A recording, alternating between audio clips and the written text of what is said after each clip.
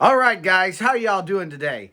Today, I'm bringing you something a little bit different. I am bored during this lockdown period, and I need something else to do. I need some things to do, some people to talk to, and you guys are becoming my makeshift friends, so thank you for that. So I hope you guys enjoy this little content here, because what I'm going to do is I am going to react to a couple of videos by Dave Lee Down Under of him ranking Disney movies. As you know, in this channel, kind of the entire idea of it is to come up with an objective ranking, somewhat objective ranking of all of the Disney movies in order, one piece at a time. I'm ranking every Disney movie into the canon one piece at a time to kind of come up with the best ranking that I could possibly come up with. Of course, it's all really subjective, but I mean, I'm going to say that it's the best ranking because it's my ranking. And because I've tried to be somewhat objective with the SMACT system, which is storyline, music, animation, character, and technology. He has two videos, the Disney Golden Age and the Disney Silver Age, which I have both ranked so far. I have not yet ranked the Bronze Age, so I'm not going to check out any of those yet, but I want to react to what his rankings are here, and if we like this enough, I might just react to a couple other rankings of other people in the future to what they've done with the Golden Age and the Silver Age so far. So let's see what Dave Lee Down Under says are the best Disney movies of these two eras. All right, let's get going.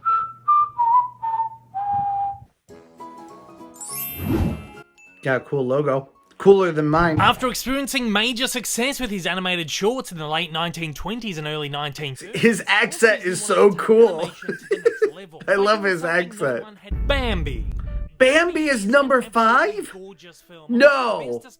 No, Bambi can't be number 5. You can't do that. It's so beautiful. Background animation like never before, animators wanted to develop new techniques for movement in... Yeah, which is why it's so pretty. It's very realistic. It's beautiful.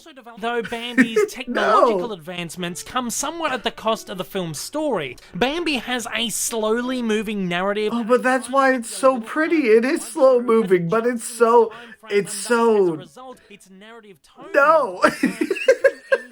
It's so realistic. It's the way real life is. The film almost feels episodic without a proper narrative arc. But it's a coming-of-age story. It is. There's a character arc. There's a huge character arc. He goes from being an innocent little boy to being a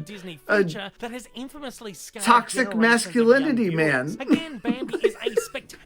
At number 4, Dumbo. Okay, Dumbo, yeah. Dumbo, number 4, yeah. I'll give you that. Dumbo was built by Walt Disney to be a somewhat disposable picture. Yeah, disposable picture. Oh, man. He has ads, because he's actually, like, a big deal. Because he has more than 1,000 subscribers, which is why you should subscribe too. 90% of you aren't subscribed, so subscribe. Come on, join our party. In its simplicity, Dumbo becomes one of the most unique, stylish, and beautiful Disney animations becomes one of the most beautiful, stylish, utilizing modest yet highly effective water and enormous I agree with that. At number 3, called Pinocchio, Walt Disney's epic. In terms of scope and scale, Pinocchio was perhaps the largest of Walt Disney's animated features. Their multiplane, Pinocchio, the studio's second release, had a gigantic zoom into budget, the city is just so beautiful. Snow White, and as a result, offered an incredible incentive for animators to experiment. I understand Pinocchio at number 3. I think this is a good, except for Bambi. Displaying some of the most incredible traditionally Bambi does not deserve number 5. No. The movie Pinocchio's a really beautiful movie. Coming in at number 2, Snow White and the Seven Dwarfs at number 2. It was the first feature-length, traditionally animated film of all time. And it's not necessarily my favorite movie ever, by any means, but apparently it's not his either, so I guess, yeah, I mean, respect. I can give you the respect. We must simply compare the animation of the film to that of Steamboat The difference between Steamboat Willie and Snow White is crazy.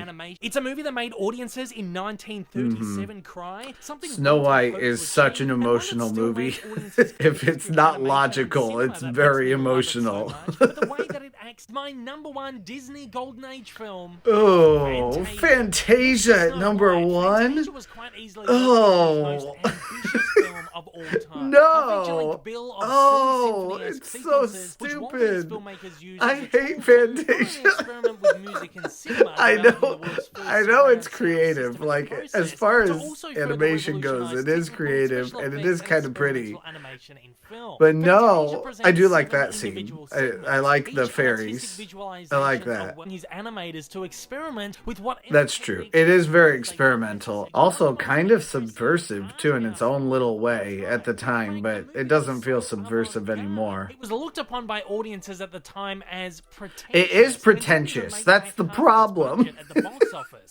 Who wants to go to a concert in a movie theater? I couldn't even stay awake during Fantasia. Link up here if you want to watch that. Yeah, some of the like dream sequences, the evil devil guy, and then all of the demons swirling around him. Some of that's really beautiful. I hate the hippos. The hippos are those stupid ostriches. I can't stand those. Ugh. All right, so we're done with that one. Now we're going to move on to Disney's Silver Age ranked 1950 to 1967 by again by Dave Lee Down Under. So we'll see what this ends up being like and what he has to say for the Silver Age. Cinderella became Disney's biggest hit since... Cinderella was a huge success for the Disney company. Although as long as Disney was alive, he constantly was going back and forth between like almost bankruptcy and then like getting a commercially successful video. He wanted to be so creative that he often just tried to bankrupt his own studio. It was crazy. Lack of attention to detail and cost-cutting methods such as the... I think sometimes Xerox was not unimpressive. I think sometimes Xerox was used really well, but a lot of times it made for less stunning productions. Number 8. The Sword in the Stone. The Sword in the Stone is awful. Thank you. I'm so glad that's number 8. It's one of my least favorite movies ever made. Animation is clunky and rigid, which comes down to a reduced budget following a string of box office failures. It is clunky and rigid. The background's not that bad. But yeah, the Xeroxing on The Sword in the Stone is awful. As adequate. Music is likewise a bit of a sore thumb here, despite having songs from the legendary Sherman Brothers. The tunes... Yeah, which was surprising to me too. I'm glad he said that. Because when I discovered it was the Sherman Brothers, I thought, what? There's no way. Sherman Brothers are incredible. 7. Lady and the Tramp. Oh, I really like Lady and the Tramp. I disagree with you, Dave. Dave Lee Down Under. No. It's so pretty. It's a pretty film. And it's got a great story. Best and most iconic love story. Utilizing the CinemaScope. So yeah, iconic love story. Yes, of course. Also, the widescreen technology is so pretty on it. With stunning artwork like no previous feature. Yeah. You're saying all the right things, but you ranked it wrong. Lady and the Tramp remains unforgettable. But you just said it was unforgettable. It's so good. Why is it number 7? I do agree with 101 Dalmatians. This is a great movie in a lot of ways. The movie features one of Disney's greatest Cruella de Vil is one of the greatest characters ever. Yes, I agree. She's so well made too, with such a skinny body, but then this huge fake fur coat. I love her character design. 101 was produced on half the budget of the previous film, Sleeping Beauty, which spectacularly bombed at the box office. 101 Dalmatians completely saved the studio after Sleeping Beauty. Sleeping Beauty was a terrible financial flop. With thick, black, smudgy lines. The one great thing... I love the backgrounds. Peter Pan. Peter Pan's a good one, yeah. It's fun.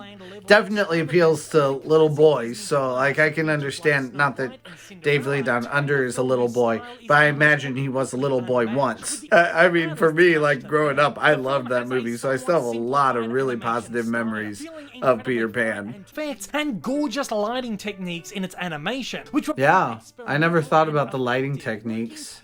Like, the way that they make the light look and work in animation in this movie is really cool. I never thought about that. 4.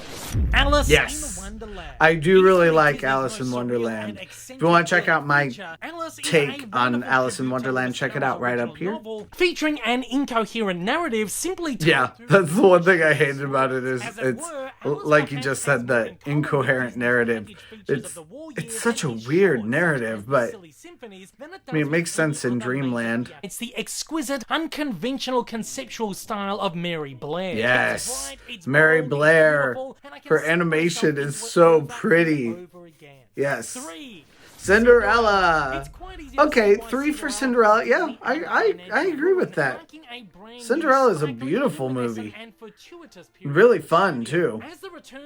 Except for Gus. Gus is annoying. Age and the more extravagantly stylized animation of the Silver Age. Easily hallmarked. Mary Blair has such a really cool style, and on Cinderella, it marries together perfectly. It's very traditional storybook animation looking, but then especially when you look at the trees and the like leaves and the backgrounds and stuff like that, it's so pretty because she just does some really cool stuff that just makes this movie stand out a lot. Oh, I'm not sure that I can get behind Sleeping Beauty at number 2. I do think it's a beautiful movie, and I wonder if Dave Lee Down Under really likes just animation. Like, maybe that's why. But I just feel like the characters are so bland. I could never put this at number 2 on any list. He did seem to lose interest in this movie. Kind of.